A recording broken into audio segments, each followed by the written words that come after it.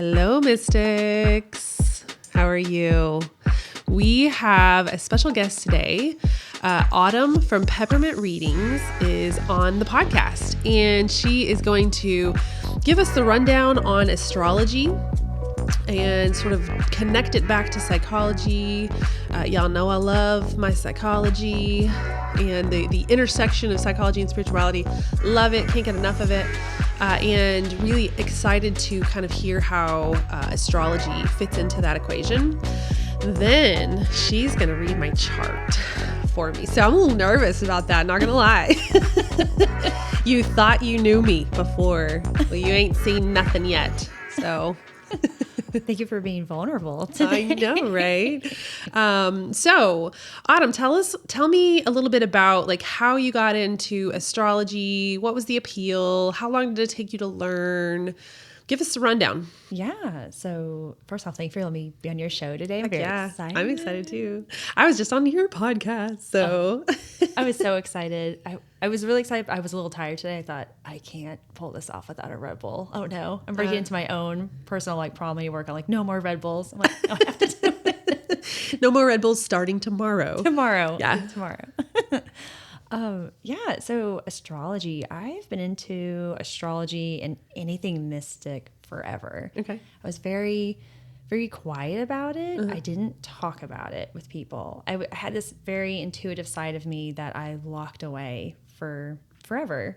And I felt weird. And then I think nowadays with everyone who's in their 20s, it's more open, it's more mainstream.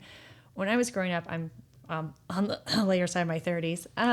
Samesies. Right? Like, I'll just gloss over that. 40's closer than it's not. Eclipsing.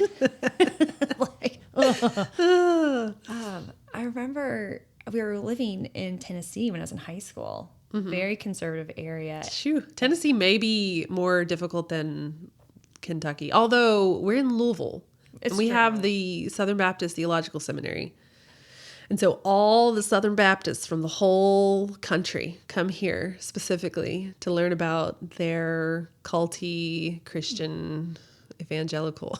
And then they all moved to Tennessee. Yeah, we got it bad here, guys. Send help.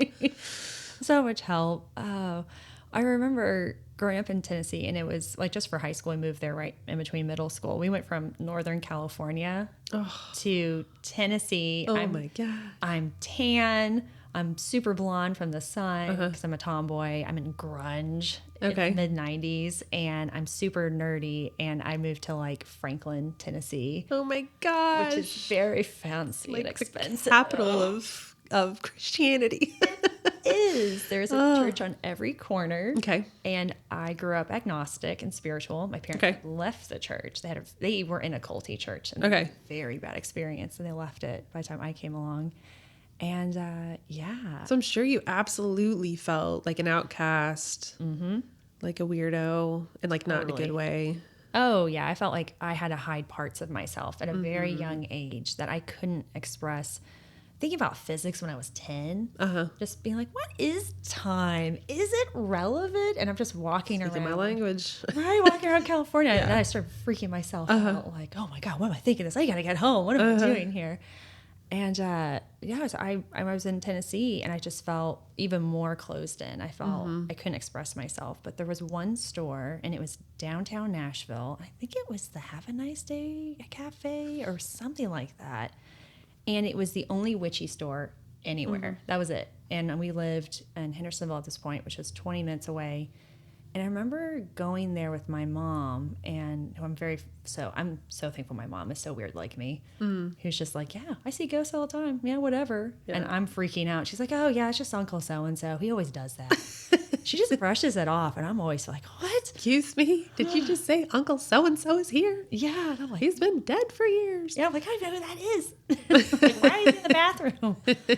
And I remember we went, and I remember just thinking I wanted to be there, but I felt uncomfortable because it was so Wiccan forward. Okay. That was the only thing available. It was heavy Wiccan forward. And growing up, you're in Tennessee, your family is not into Wiccan. And back in the day, like the word Wiccan and witch was like, there was a stereotype, and it was very negative, and it was it was people who were gothy and like scary or into Marilyn Manson or Korn. You know, that time period, like the weird, more dark gothic kids in school. Dark gothic, that's a whole thing. Oh yeah, and now it's like, oh, it's Wiccan. Who cares? Yeah, everyone's got Wiccan. Everyone has smudge. But that was just the time frame. But I remember there was a person that was reading our aura. We had an experience with that. There were some things here and there with astrology. There was just sprinkles of things. So I really had to find astrology on my own. And I just came across, I'm a Libra. I don't know what that means. And having an older sister who's a Virgo, I love my sister. Team Virgo. I know.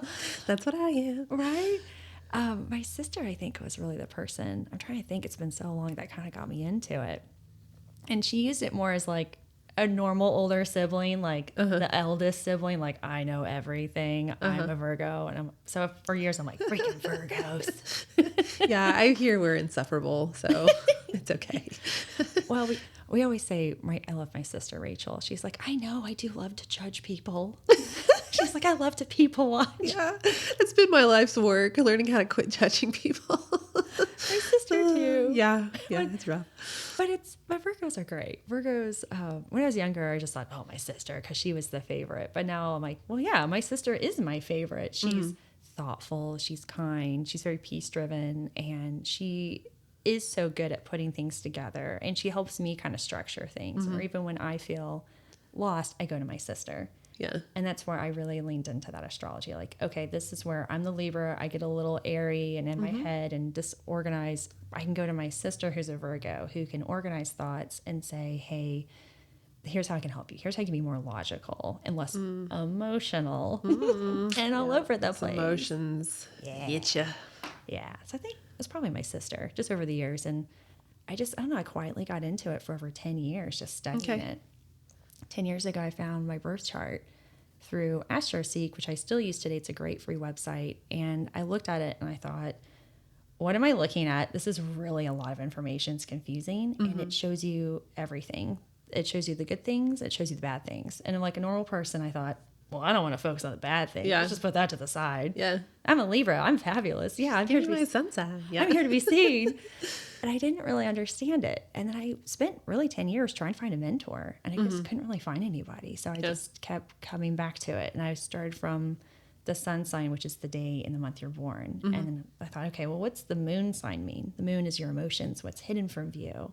Sometimes from ourselves. It can be our love language. And I thought, okay, I just kept going down each layer of each planet and the importance of it. And then I thought, oh, this is actually really helpful. And when I was ready to finally face my shadow side, even though I had this for 10 years, it was there the whole time waiting for me to be like, you're going to have an ego death. It's in your chart. It's right there. Your problem is your ego. The writing's on the wall. Pretty much. But my ego was like, let's not look at that Scorpio section. Let's just ignore that. Freaking Scorpio section. I know it. I'm sorry. We're talking on the phone. You're like, I've attracted a lot of Scorpios. I was like, well, I'm a Libra, but I have a lot of Scorpio in my chart. I'm so sorry. That's such a weird coincidence, except it's not, because everyone is a Scorpio.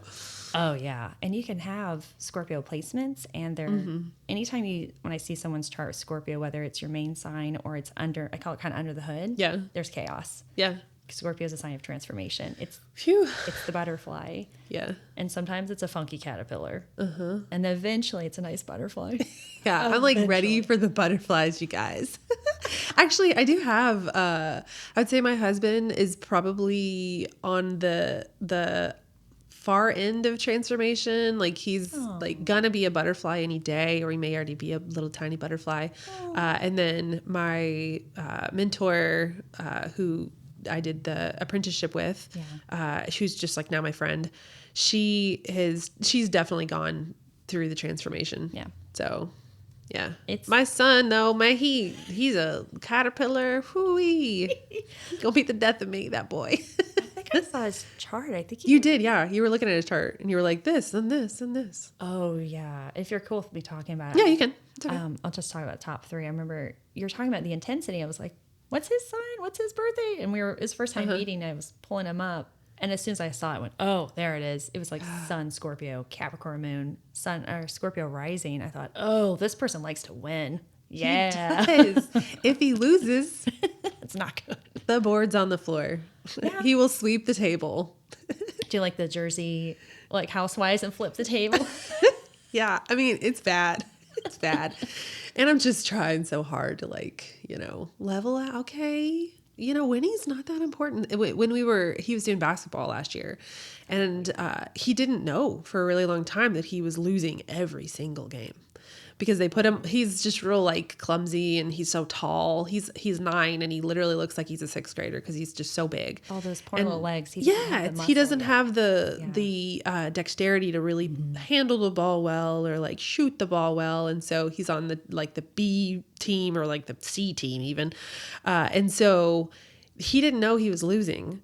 And his coach was like, "You guys, we're losing." And I'm like, "Don't tell him. Don't freaking tell him. Just let this be a fun game that they get to play. And there's no like, winning and losing. Like, I just can't."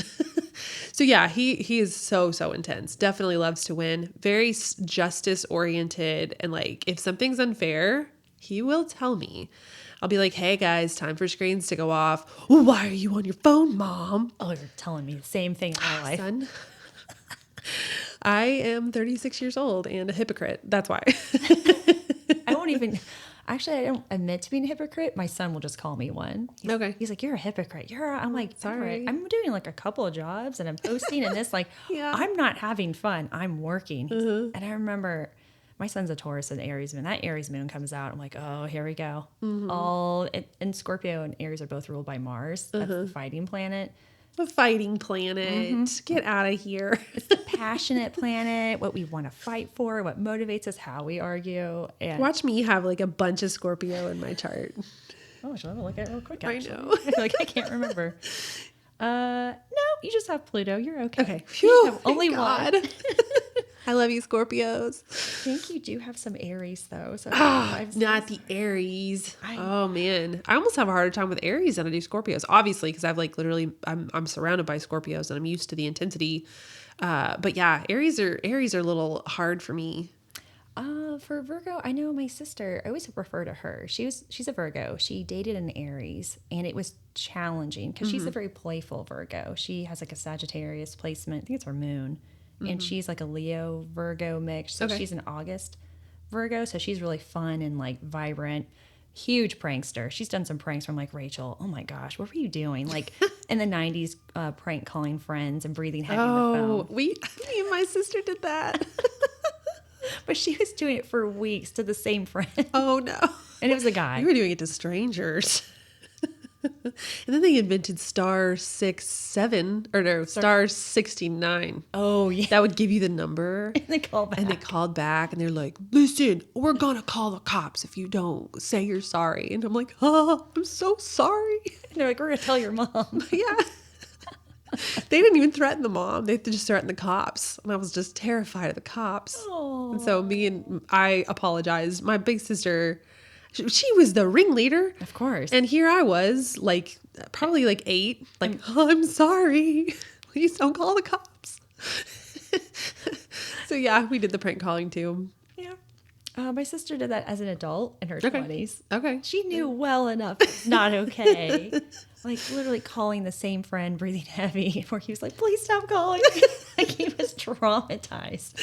And like, that's funny. I was like, where was it going? Oh, I was talking about my sister being immature. Oh, playful. Right. I was like, oh yeah, playful, not immature. Yeah, it's playful.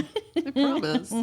Very playful. But she struggled with Aries. Aries is, Virgo is very similar to Libra, very peace-driven. Like, let's all get this going together.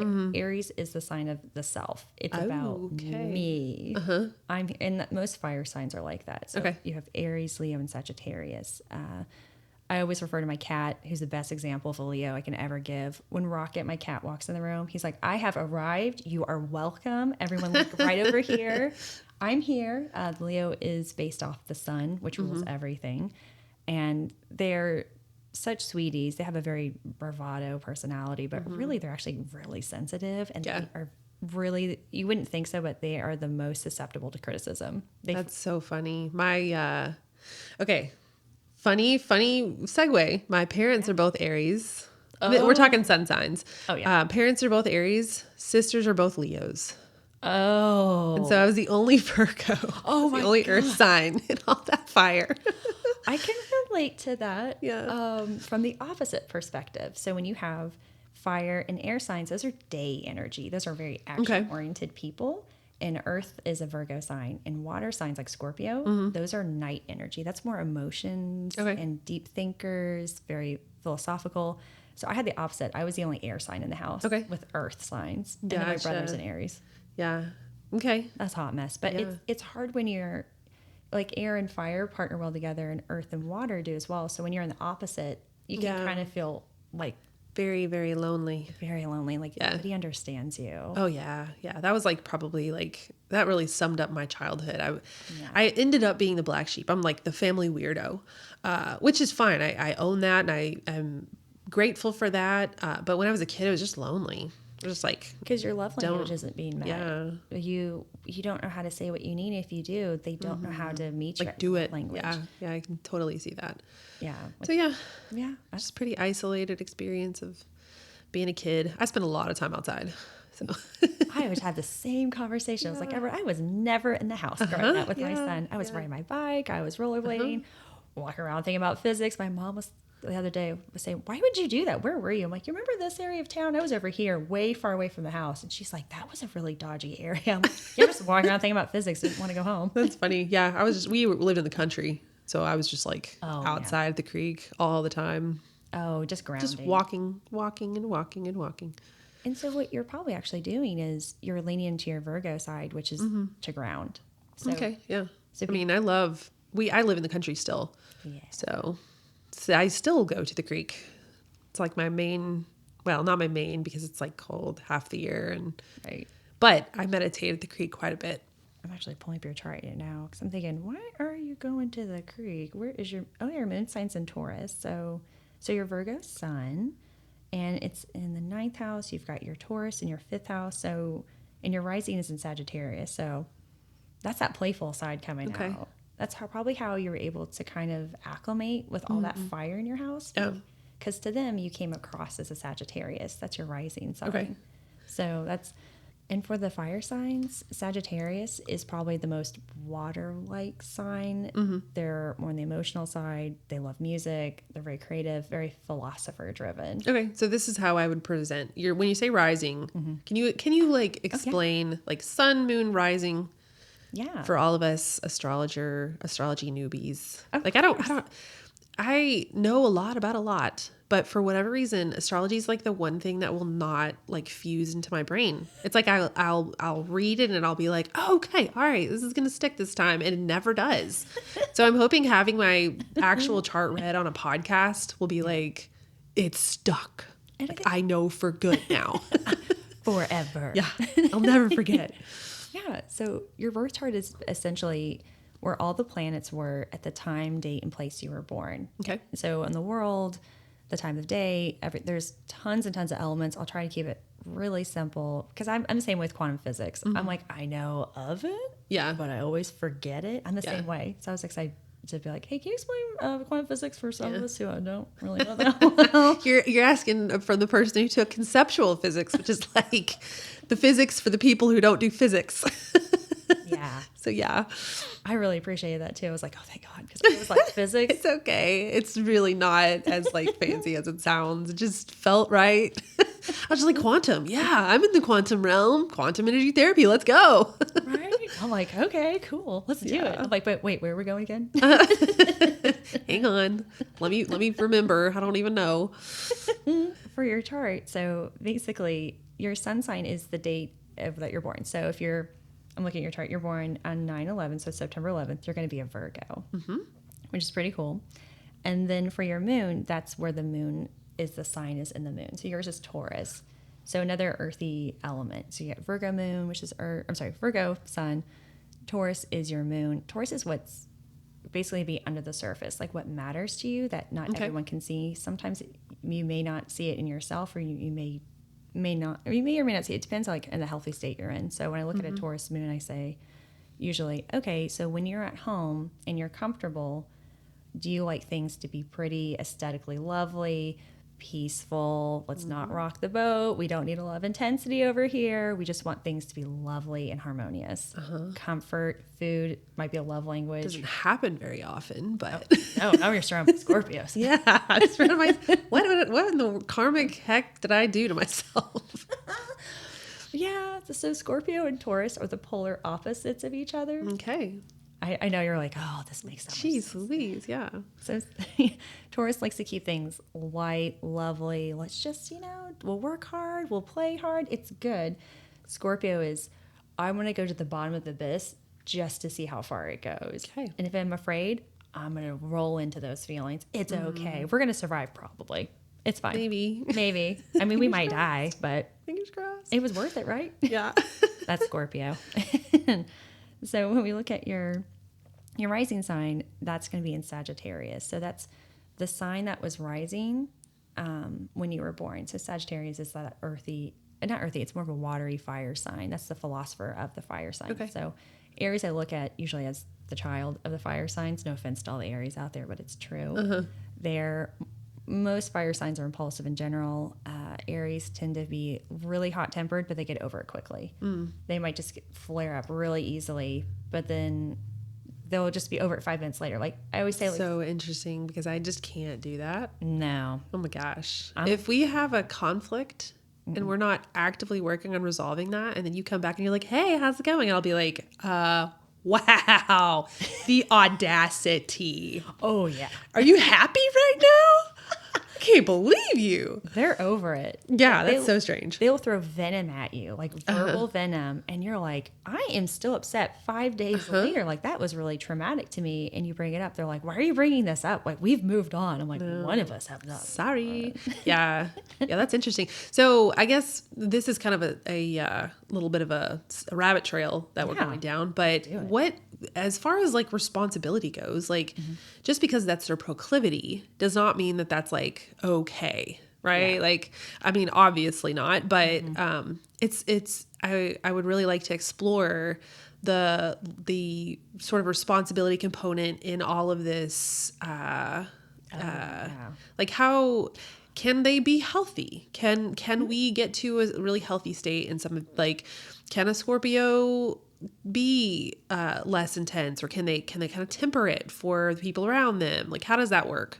Oh, I think so. I think every sign has the light and the shadow side. Okay. I know as a Libra, I have the light side, which is very justice oriented. I want everyone to have equity. I want that it's, and Venus rules Taurus and Libra. I like harmonious things. I don't like conflict.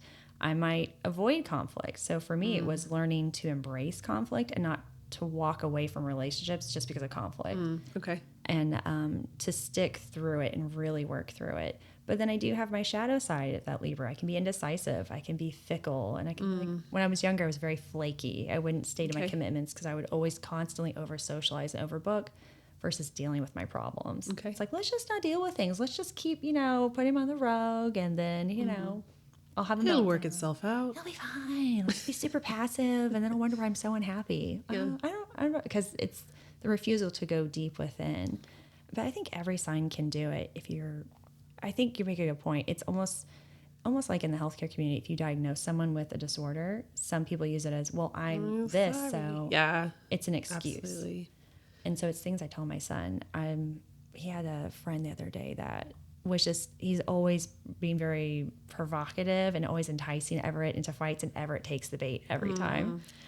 And I'm like, well, sweetie, here's my perspective.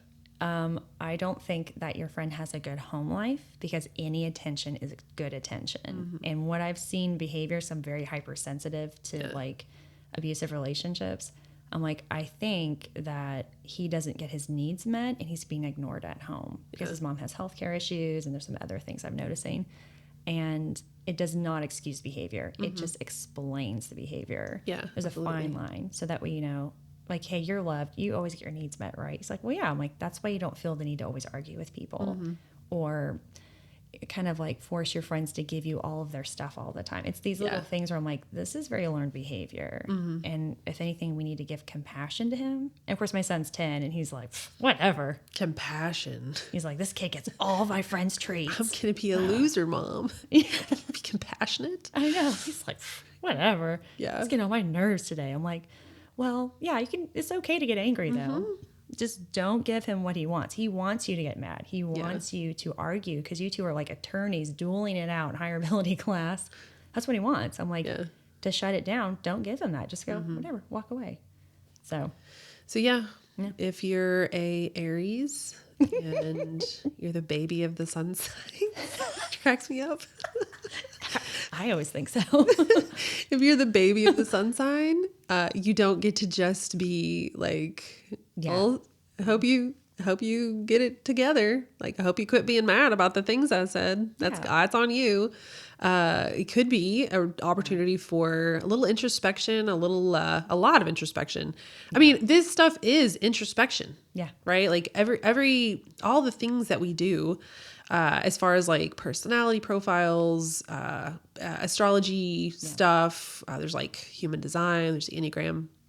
All of these things are really awesome frameworks for introspection. Yeah. And if we can use them appropriately, we can actually make some really good headway, like really beautiful healing headway. Oh. So yeah. And for me, it would probably be like, what's my shadow stuff? Like, I'm just judgy AF or what? Like, this is an opportunity for me to quit judging everyone. No, we need you Virgos to judge. No, I'm just kidding. See, I have a free pass. The astrologer said that we need judgy Virgos, so I don't have to quit judging now. Yeah, I do it. No, I think, and also, before I forget, with Aries, I swear there's a good side of Aries, as in the children. I was like, I should probably throw them a bone here. Just one. Throw the Aries a bone. Just one. They don't get more. They're fine. Okay, yeah, they'll make it. They'll be okay. Aries can actually be, what's really interesting is I've seen a lot of Aries actually have a lot of sensitivity to criticism. Mm-hmm. But the cool thing about Aries is that as a Libra, that's my polar opposite. That's okay. You can look as a twin flame. That is your karmic relationship. So as a Libra, I won't speak up for myself. Aries teach me to speak up for myself. That's beautiful. They teach me to say, like, I'm not okay, and stand by those feelings. I'm like, this hurts me, versus leaning into that codependent passivity. And like, Aries are great leaders. They're more like me driven. I want to be CEO. Where Libras were like, well, let's do it together. Yeah. And so I have like 2 Aries in my life that I love and adore them. And I also am like, oh my God, you drive me crazy. And it's mutual. It goes back. We're very open about how I'm like, I can't say it on this podcast. I've said some horrible things to my Aries people in love and jest. Yeah. I'm like, I don't think that would translate well in a podcast. They'd be like, God, who'd Blaire have on her podcast? I know, this is a violent Libra she's here. So mean. Like, she's helping people. One of them is like my really good friend who is like he's the big brother I always wanted. And he's wonderful. And he's taught me to stand by how I feel and to stand up for myself. And he's forced me into it. He didn't actually teach me. It was more like he was being a butthead. And he forced me to be like, you know what I think? And I've taught him how to like not just react. Okay, that's really interesting. What did you call it? The karmic relationship. Like, you're talking about that as the signs have an opposite. Yeah. And so what's the Virgo's opposite? Pisces. Yeah, I don't even know any Pisces. That might be on purpose. No, I'm just kidding. Karmic avoidance is what's going on over here. I'm not trying to have any hard relationships, okay? I'm trying to avoid Aries. I attract Aries and Scorpios like crazy. I'm like, you guys need to stop. Yeah, for real. No. All the Scorpios just, it's like weird how many Scorpios I have in my life. It's crazy. So Pisces would be my karmic opposite. Yeah, Pisces is going to be more... So Pisces, Cancer, and Scorpio are all water signs. So that's going to be night energy. And for the most part, Pisces and Cancers, super peaceful. Scorpios get the bad rap. Yeah. Scorpios are like, oh, it's a Scorpio. It's like the Aries of the fire signs, the Geminis of air signs. Everyone hates Geminis. Okay. Sometimes Virgos get a bad rep too. I'm so sorry. Are we the ones? Are we the earth signs I think that get the... only because like statistically serial killers are Virgos. Oh, geez. But really, it's Taurus. Taurus gets the bad rep every time. Okay, yeah. Taurus. Yeah. It's my best friend's Taurus. Oh, yeah. Yeah. How's that It's going? so fun. I love her. It's going really well. And I got that Taurus moon, so I don't know, maybe that could be why we mesh so well, but she does do the avoidant thing where she's like, everything must be beautiful. And I'm like literally sitting there just giggling because that is so her. It's so passive. And what works for that dynamic when you have opposite signs, so having a Taurus sun sign with your moon sign, she can understand how you're feeling really easy. And That's true. And vice versa. It's this transference. So, which is really fun when you have those. When you look at your whole family chart, you can be like, oh, I know why people see them as a rising sign because we have the same sign. Or you can start kind of comparing and contrasting. Oh, sweet Taurus. My son's a Taurus. They're always stubborn, obstinate, doesn't listen. My way or the highway. That's my son. And it's his Mercury sign is Taurus, which is I don't listen. Why would I know everything? Oh, okay. I think that was your son's sign. Oh, Jesus. For Mercury. I remember thinking I was giggling. I was like, yeah, our sons have the same Mercury sign. I'm always right. Why would I listen? Always right. Exactly. And it's like just really interesting. It's like he won't be obedient. And he's just like, it's real matter of fact about it. He's not even hiding it. No. I'll be like, hey, I don't want you on YouTube. And I'll like come in and he's on YouTube. And I'm like, why are you on YouTube? And he's like, I just wanted to get on. I just wanted to do YouTube. They're just determined. And I'm like, you don't like, the parenting isn't parenting here. I'm confused. What do I do now? You've thrown me for a loop. I really struggle with that too. I'm still learning. I'm in the thick of it with you. Everett's the same way. I love him to death. I'm always right. Why would I listen to you? I'm like, oh, that Taurus Mercury that drives me crazy.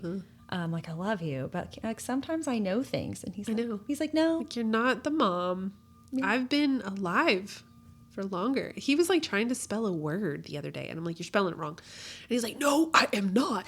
I'm like, are you like you with your 3rd grade education? Yeah, knows more than me. And I'm a freaking writer, bro. Like, you sure? He's like, yeah, I know. I'm like, okay, whatever. This is a losing battle. I had to excuse myself from the room because I was just like, sometimes I take the bait. I'm like, you know what? Let's Google it. Oh, okay. That's an option as well. But sometimes I'm also a terrible speller, and that's really common. Oh, no. He's actually right. It just reinforces that Mercury sign. Every time. And I don't know. I'm like, oh my gosh. But I think that's where I kind of like where you're the Virgo and your son's a Scorpio. I think that's where like I do believe in past lives. The teacher, the student, the child, the parent, that's a huge life lesson. That can be very common. We're always teaching each other. That's the most influential relationships.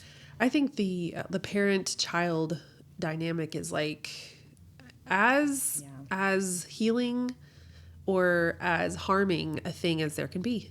Yeah, and everybody learns. Yeah, and everybody suffers sometimes. It's like it's like an inescapable type thing. Like, you will, if you're a parent, if you're a child, even if you're not a parent, you're obviously a child, you're gonna have some kind of like karmic thing to do here with that relationship.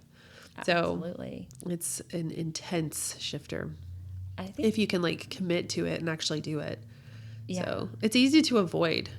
I think that I saw that recently with my son. He's so heavy Taurus in his house. Like, there's so much Taurus, and I have so much Scorpio. Yeah. Where I like change. I embrace it. Change is good. Things get better. We evolve. I'm really into self-awareness and introspection, transformation. And Everett is really, that's Taurus. I don't want to change. Yeah. It's scary to me. So we actually had a talk last night where I was really thinking about his placements and just like there's been a lot of change the last couple of years with like death and COVID, and he's been really stressed and wanting to go to counseling. So we're trying to get to the root cause, and he's also very empathic. He internalizes. There's so many things going on that we're trying to tackle one thing at a time and work with him. And I was sitting there, I was like, sweetheart, is change just really scary to you? Is it too much? And he was like, yes. And he started telling me things that over the last year, because he's 10, he's coming into his body. Yeah. There's so much change. I think we forget how much change their body is physically going through. And we're girls. I'm not a boy. Yeah. They have a different type of experience. And we were sitting there talking, and I was just trying to be like, well, I will try to make sure we have more of a routine because that's really important to you. So Everett is Capricorn rising. So I'm trying to think. Capricorn rising, Aries moon, sun. He likes things to be orderly and likes to be passionate and fun, but he doesn't like a lot of change. And I'm always like, hey, let's try new things. Let's go have fun and experiences. And like, but I always try to get him on board. I don't try to drag him into things or pressure him. But really, I had to take a step back last night and go, okay, I'm going to try to make things as routine as possible. And I'm ADHD. That's a nightmare for me. Oh, gosh, me too. That's really hard. Some days I'm like, did I brush my teeth? Oh my God, did I? I carry a purse deodorant. I have a car deodorant. I have an office deodorant and a home deodorant. I have a toothbrush and deodorant. I'm that bad. I am that all over the place. I have a purse toothbrush too. Why is it the trunk? I call it setting myself up for success. It's so funny. Yes. Everybody's like, Blaire, what? Like, why you have like so many copies of things? And I'm like, oh, I'm just setting myself up for success. Like that's how I frame it for myself because I know myself and I will forget. Yeah, we carry so much. I think as moms, we carry so much mental load. We're going to forget things. I always forget. Yeah. So I'm more like, well, I'm just preparing for the inevitable. So. When I was a kid, my parents called me. Okay, there's like a Sesame Street character called Forgetful Jones. I was never into Sesame Street. So that was my name, Forgetful Jones, and it was like this like cowboy, and he'd like come up, and he had this real twangy accent, and he would forget everything, and they'd be like, Forgetful Jones, he's back, and he's forgetful, and they'd be like, all right, come on, Forgetful Jones, you forgot your code again. I think that's me. Yeah, I'm Forgetful Jones, you're Forgetful Jones. It's just we got to set ourselves up for success. So, and like, I agree. I know who I am. I'm trying. I've made it this far in life. And I'm like, okay, I'm going to just start placing things like a squirrel. Like I'm nesting in places like the deodorant, the toothbrush. Yeah. Snacks for Everett and I because we get really hangry. Okay. Yeah. That's a good one. I think I have Sour Patches in the car right now. Okay. And that's because I was being very cyclical the other day because and that goes back to kind of astrology. Like I'm Libra, Sun, Moon, Rising. I'm an overthinker through and through. Okay. I'm going to think about things for years sometimes. Right. Like, I think I'm finally ready to make a decision. And it'll come out of nowhere. And of course, my family will think, oh, you've just thought about this for 2 days. I'm like, oh, I've been thinking about this for years. And they're like, why are you spending that much time? Like, I can't help myself. That's so funny. But that's why I have Sour Patch in the car. Sour things will help break you out of cyclical thinking. Oh, I didn't know that. Okay, I did see that. Like there's like a viral like trend going on social media where they're like, if you're having a panic attack, eat a warhead. Yeah, it's true. Warhead, bite into a lemon wedge. Okay.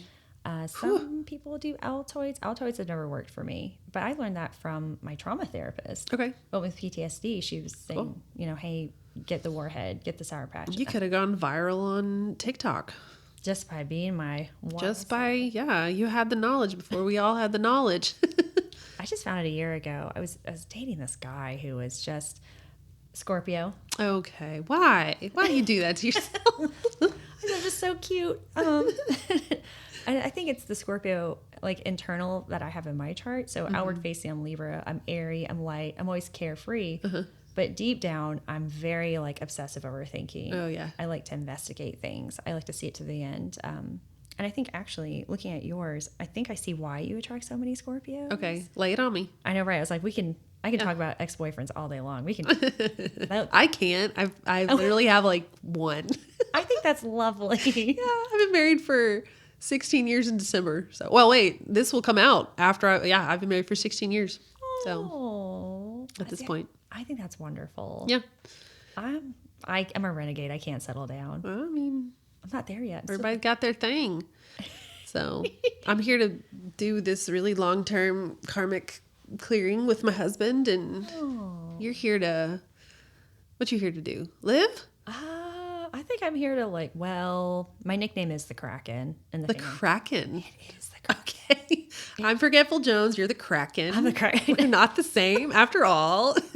Well, so yeah, I find that, so when you have a lot of Scorpio in your chart, and I'm going to totally get back to yours, every time you have it in a placement, it can create chaos in those placements. Okay. Or it could be how you transform or change. So I have it in my south node. So everyone has a south node and a north node. My north node is in Taurus. I'm meant to focus on being grounded, be stable, Okay. and it's in my 7th house in relationships. I'm here actually to work on commitment with relationships. Oh, okay. I know I'm supposed to. Okay. I'm working. I'm tabling that for another day, though. Tabling for years. Okay. Table that for another year. I have to think about it for another 5 years. I'm ready to do it. Right? And this is the past year I finally was like, okay, I'm gonna focus on that. I'm gonna focus on basically how I show up in relationships. Okay.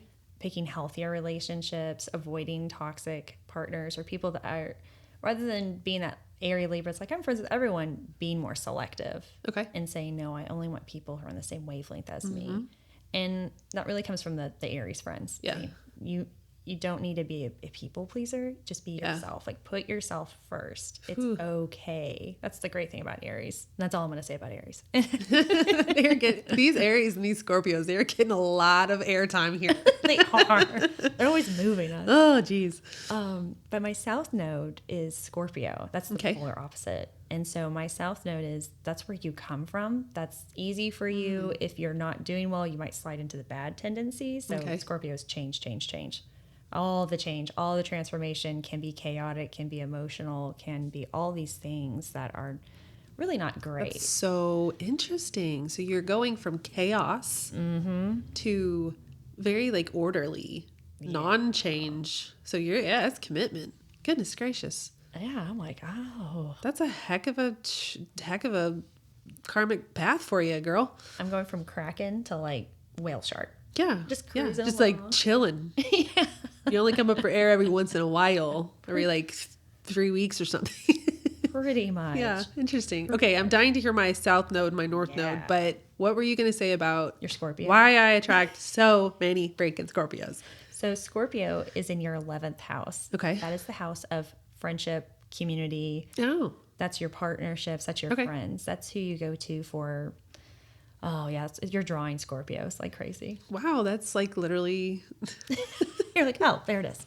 Okay. So there's no way out is what you're telling me. No. And then you have a placement in that house too. Okay. So say when you have placements in houses, that's something that you have to work on. When it's an empty house, basically there's not a planet there, like your sun, your moon.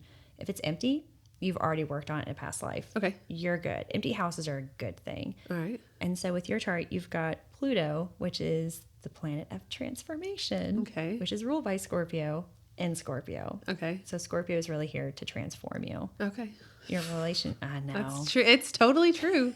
It's true. I always say that like one of the hardest things I've ever done is being married. And probably like the second hardest thing I've ever done is being a mom. Yeah. So yeah, that tracks. Absolutely tracks. Yeah. And that they're here to help you. You're going to transform each other. But I think that's when you look at your sun's chart versus yours, like the Scorpio Virgo, that's a really, really fluid relationship. Virgos bring a lot of peace and order to all the chaos of Scorpio. Yeah. This gentle, kind hand to kind of just, like you're saying, walking away, like, you know what? I'm like, well, we're going to Google it. You're like, I'm just going to walk away. I'm going to let you have this moment where I take the bait. I wonder where my son gets it from. Yeah. That's fine. It's not his star chart. It's his conditioning. Yeah. No, I'm teasing. But yeah, that's so interesting that these Scorpios are just like sort of a pretty transcendent theme. I just like always have them around. Even in my former, okay, I always say even in my past life when I'm talking about like this life, but I believe in past lives and I actually work with people in their past lives. So I can't say that. I have to talk about this current life in a different way. But like even in like my former activities where I was like, grooming dogs or whatever, whatever I was doing, working at church, I still had tons of Scorpios. Yeah. So they've always been present and just like, hello, let's do this thing. So were they always like positive relationships? Because not all the time. Looking at the Pluto is the flashlight of the trauma where it is. So that's also in your 11th house with Scorpio. So a lot of trauma can come from Scorpio. Yeah, a lot of trauma has come from Scorpio. Some of my most like hurtful experiences have been with Scorpios. Yeah. So They're intense. whew. They are human lie detectors. They can look at you and they can tell your intentions. They can watch things play out. They really are scorpions. Jeez. They'll just watch and wait. And then when you do something wrong, they'll be like, yeah, I told you it was going to go wrong. You're like, why would you say that? Yeah. Very critical. Very critical. And I'm always like, my husband's gotten to the point where he can like see himself doing it now. Oh, see? And so he'll like say like he'll just have like a really critical framework. And I'll be like, bro, what was that about? And he's like, I don't know. I don't know where it came from. I just felt like I needed to be negative there. And he's literally like, he will have this moment where he's like, save me from myself. Oh, I got to quit doing that. But you can't be a Scorpio, but like you can transform with the butterfly. Yeah, he really is. It's beautiful. It's beautiful. And I will say that a lot of like my like trauma came from our early marriage relationship. Like we had, oh gosh, we were so toxic, which we talked about it on your podcast, but I'll drop it here too. We had a lot of very like harmful interaction in the beginning of our marriage. And then there was just like a lot of avoidance, and I was just anxious mess, codependent mess. And so a lot of my healing has been like healing from our marriage. Yeah. So yeah. And you got married when you're younger. When you're young. 20. Oh my God. No 20-year-old has the business getting married. You can't make a commitment like that when your frontal lobe hasn't even developed. Absolutely. I remember, I've been married twice. My first marriage, I was 20 and I was not ready. Yeah. But we got pregnant, but then we miscarried. That's how I found out. And we had so much like inner trauma and like just so much childhood trauma. Yeah. We were not ready, but we still got married a year later because we're both air signs, both very passive, very codependent. And of course it didn't work out because we were kids. So, yeah. You're a little baby. I was definitely a kid, but that's organized religion for you. No sex before marriage. Oh, I didn't do that. Yeah, I did. I was rowdy. I regret it, but yeah. And you know, I don't regret getting married. I don't regret getting married. But if I were the person that I was today, back then when I was 20, I would have been like, babe, like, what are you doing? Like, let's make some different choices. Yeah. So let's not trauma bond here. Like, take your time, get to know each other. But But when you're that young, I remember I thought I knew everything and I was healed and over Oh, the me trauma. too. I was like, I got it going on. Yeah, for sure. Kids. I miss being my 20s. I was oblivious. It was great. 30s. I don't miss my 20s. I was depressed. Oh, I was severely depressed to the point where I was like self-harming and like, it was just bad. So yeah, 20s were rough for me, and I don't want to go back there. And part of the reason I do this is because my 20s was so rough for me. Oh no. It was either like heal or develop a addiction. So many issues. Yeah, for sure. Oh. I just liked how oblivious I was. I was so checked out. Really? I was not checked out at all. I got less checked out in my 30s. 30, it was all the unpacking, all the self-care books imaginable. Like, so many. I have Audibles. I have books everywhere. Drowning in books. Yeah, like, here's another thing that's wrong with me. Well, I gotta fix that too. Right. But yeah, we create our little self projects. We become our our work, and then one day we wake up and we're like, "Hang on, I think I've just done the thing again, but I've like done it in like a self-healing kind of way." Yeah. My guides were literally like the other day. It was literally the other day. So this is probably something that's still in process for me. They were like, you could just like be healed for a while. Yeah. You can just like enjoy being healed. You don't have to like always dig for the next thing. You'll find the next thing. There'll always be a thing that you could be like healing or like improving or something, but you don't have to turn yourself into a project. You can just let yourself be and just like take the heat off. And I'm like, but then I'll be unhealed. I think that's where most healers, I've fallen victim to that. And it was my therapist who helped me with my trauma. I was going to her and I'm like, okay, I'm gonna work on this. I'm gonna come have sessions with you. Mm-hmm. And she was like, you are gonna give yourself burnout. All my clients do that. It's you focus so much on fixing yourself that you gave yourself burnout. Like I wish I could say what she said. She said, something really funny and was like, I can't believe I'm getting paid an hour to tell you this is the worst advice. She's like, you can just be a dumb bee and watch the Kardashians. You can say that if you want. This is not okay, it'll be an explicit podcast, I'm sure. Okay, cool. I feel like, there's so many things I can't say. Just say it. She was like, you can just be a dumb bitch. It's okay. Watch the Kardashians. There's some value in just shutting your brain off. Yeah. Watch trash TV and just let yourself be. Yeah. You cannot continue to do this self-help book or that self-help book and do like, she's like, all my clients think that's what you're supposed to do, but it actually, it blows up in your face. Yeah. She's like, just watch the Kardashians. Yeah. And I was Don't like, turn yourself into a project. no, and I literally said, I'm writing this down. Just be a dumb bitch. And she's like, I can't believe I just told you that. I'm getting paid this much money to tell you that. But she's my therapist, but she's also a really good friend of mine too. That's good. That's good. And she's lovely. And I'm sitting there cracking up a FaceTime like, I'm writing it down. I'm quoting you. I'm going to make a little inspirational quote on Instagram. I put on a pillow. You can be a dumb bitch. Just be a dumb bitch. That's so funny. Oh, but before I forget, I know we're looking at time. We got to get to your south node, your north node.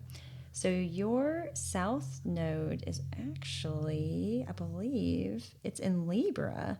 So being that pacifist, being the people pleaser. Oh, man. Yeah. That was me. Yeah. That's okay. Yeah. But it also ties into your midheaven. And your midheaven is what makes you happy career-wise. So Libras and Taurus are ruled by Venus. Is there peace? Is there harmony? I like things to be aesthetically beautiful. Okay. I want there to be music and art. I think that's also part of your love language. So it's kind of balancing, maybe having that separation of like your career versus where you come from. So like not people pleasing. So I look at like separate the negative parts of a Libra, being indecisive, worry what people think about you. Yeah. Libras we always worry that we've offended someone won't like us. If someone doesn't like us, it's crippling. Yeah. We're just like, I'm still working on that one. Yeah. Somebody blocked me. I did a reading with them. And we had been like following each other for a couple years. Oh my God. And she finally reached out and she's like, hey, I want to do one of your quantum insight sessions. And after it was done, she blocked me. And I was like, oh my God. Which tells me she was triggered. Yeah. Which, I mean, this word can be triggering. Yeah. Right. But it was just like it felt so personal. Right. Like we have been like, why couldn't you just talk to me about the way you were triggered instead of just like completely cutting me out of your life, which it's fine. It was actually really good for me to experience that. It was really good for me to kind of like be able to pivot and be like, hang on, like I didn't actually do anything wrong. Like I showed up, I gave her all the, like, if you see something different, that's completely, you go with you. Nothing that I say is transcendent. Nothing I say is absolute reality. Yeah. Everything that I see is an exploration and an invitation, and you can rescind all the invitations. I gave her all that. I gave her the spiel, and she still felt the need to block me, which is totally fine. That's her prerogative. And I also don't have to take it personally. No, you don't. So yeah. You prepared her. I mean, and even like your communication style is in Libra. You make sure everything's fair and equal. Okay. Balanced. Libras are communicate. Like we want you to feel so safe. Oh, that's why I do the free quantum insight session, because I am helping set that framework for safety, because I've been in so many situations where there's just like half the information that I need here. I need all the information. They're giving me like a quarter of the information. And it's like, I can't settle into this until I know more. Yeah. And so, which I am sure that analytical Virgo probably plays a little bit into that, but I'm just like I'm just trying so hard to hone in on like what the truth is. Yeah. And the bitch of it all is that I'm in my career, my work, there's no absolute truth. There's nothing that I can like actually discover, right? It's all so foggy, and I'm giving such a gentle framework because it's just the way that I've kind of been able to like pull it in for myself. But I want people to be informed. I want people to know what they're getting into before they start working with me. I want people to know what the energy is, to know what I'm talking about when I say quantum and higher self and guides and all of the things that I say. I want people to know. Yeah. So, yeah, I feel like I do communicate pretty clearly. Yeah. And if she had to block me, that's okay. it sounds like in most people, we react from a state of fear.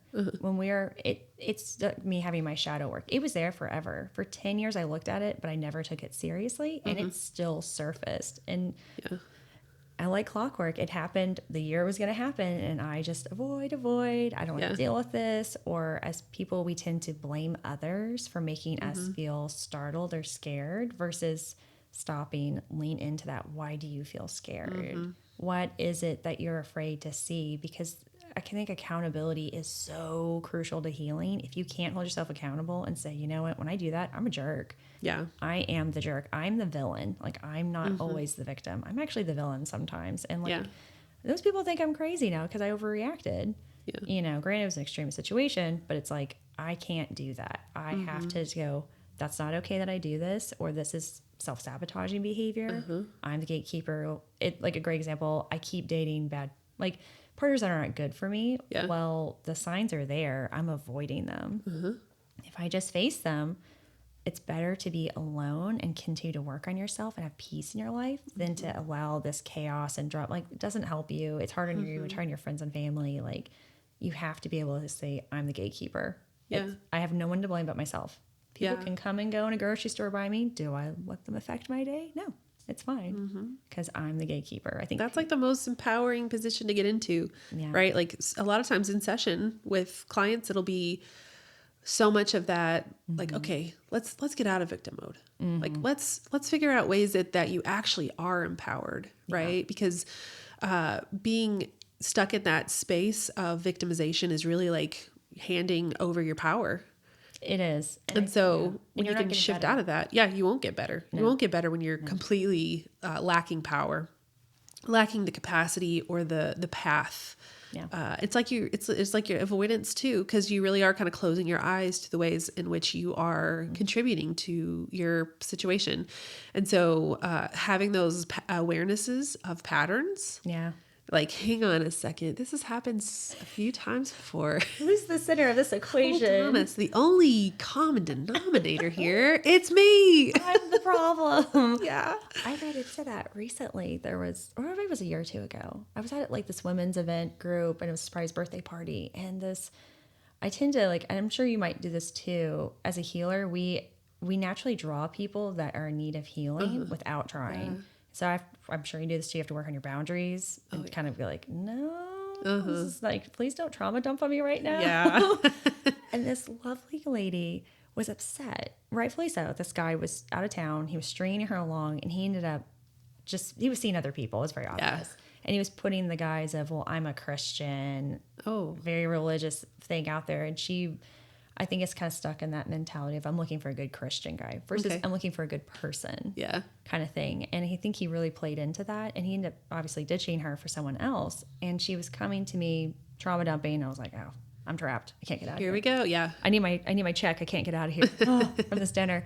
And I actually, for the first time, I don't believe in trashing other women. I just don't. I think as women, it's an old culture we were brought up in where it's like the Cinderella stories. Like, we have to blame women, and I don't think blaming people is the issue. I think it's the issue, honestly.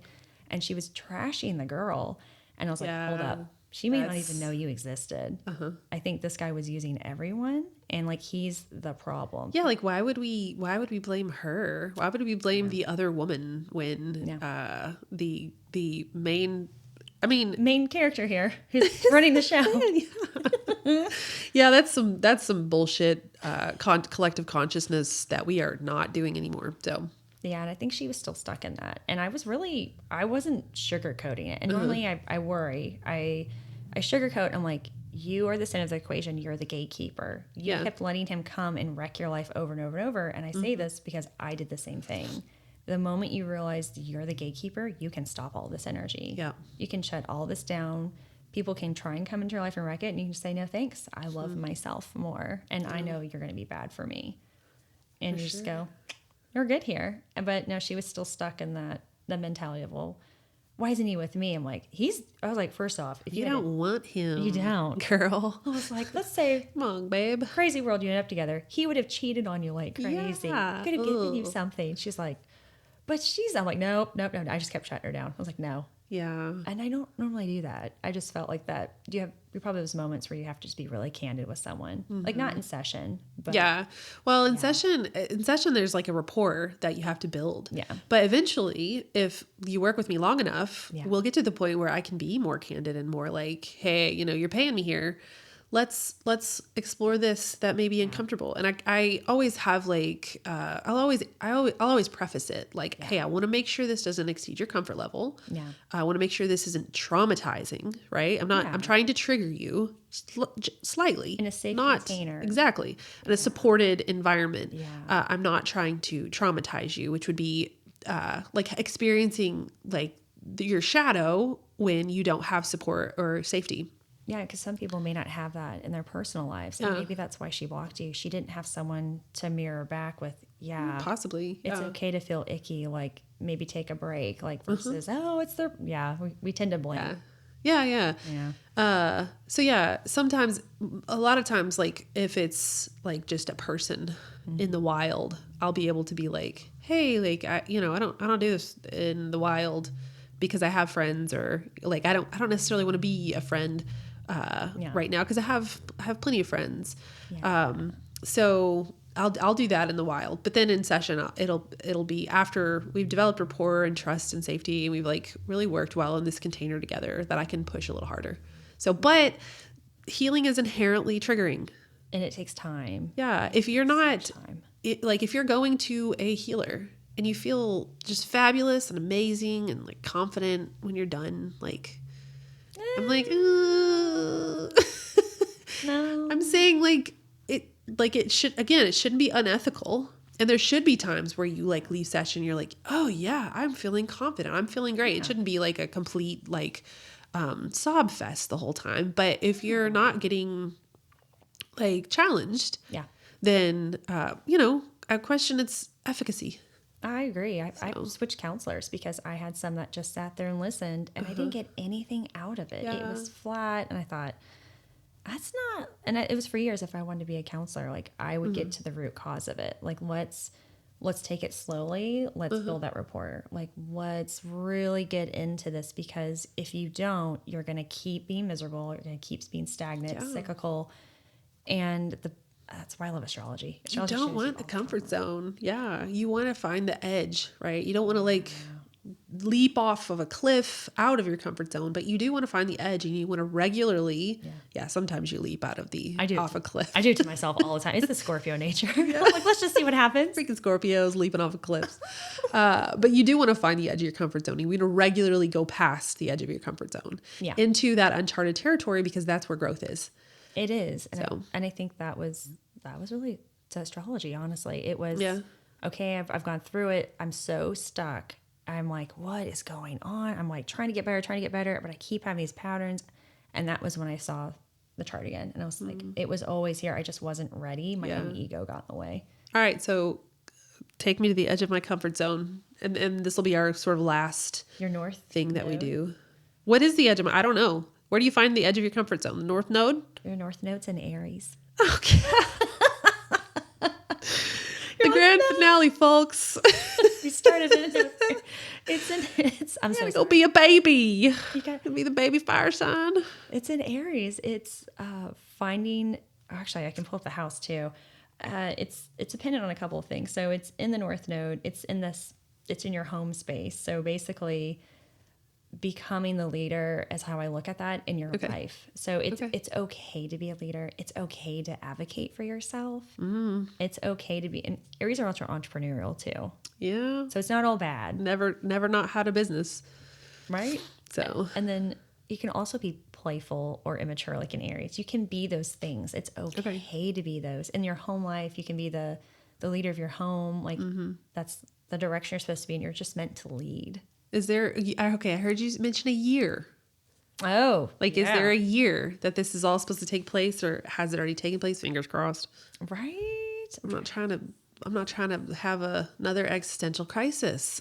Right. I'm trying to do math. I think you're 36. So you are, and I always do a perfection worksheet as well at the end, which is the whole chart, but it's based on the houses and your age. Okay. I get to everyone.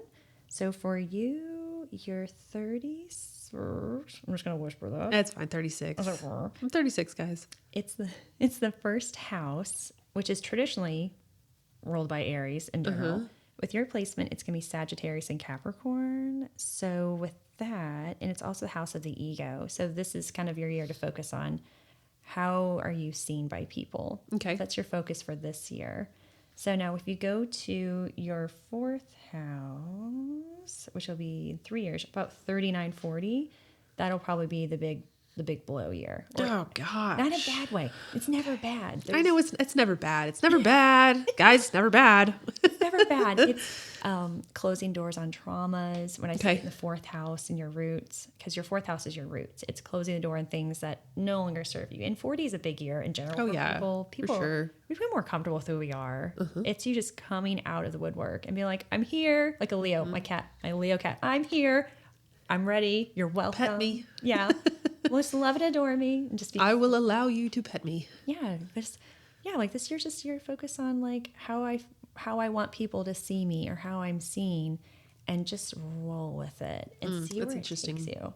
Yeah. I feel like I'm like really heavy into that right now with the podcast and the socials and the business. I'm really spending a lot of time and intention like making this really reflective of me. It's very intentional. Yeah. Very intentional. You're putting your heart into it. You're not just being sporadic, like a true Virgo. Like, I'm intentionally going to organize this. Look at me. Look at me. And it's in Sagittarius and Capricorn. So Saggy's fun. It's Okay. like, let's try new things. And It is fun. I'm having a very fun time. I will say that.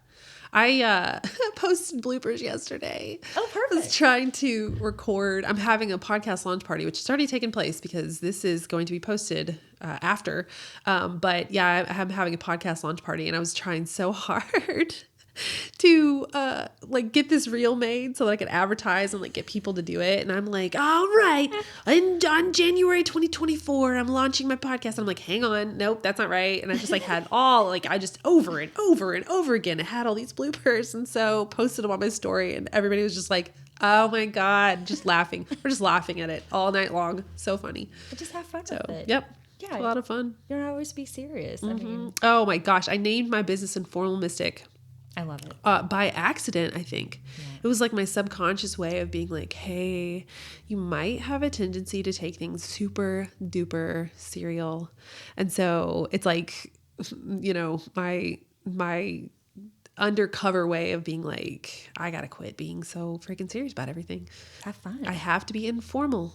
So. And I think as healers, we get so hyper fixated on healing. We Oh get yeah. very serious headspace. We're always being very philosophical. We're always, well, you know, that's a sign of this, blah, blah, blah. Yeah. I do it too. That lately my thing is like, you just need to have fun again and be rowdy again. But I'm so hyper focused. I'm like, no, I have to be more Taurus energy. I gotta stop being chaotic. Like, yeah, that's why I can't stop being a Kraken.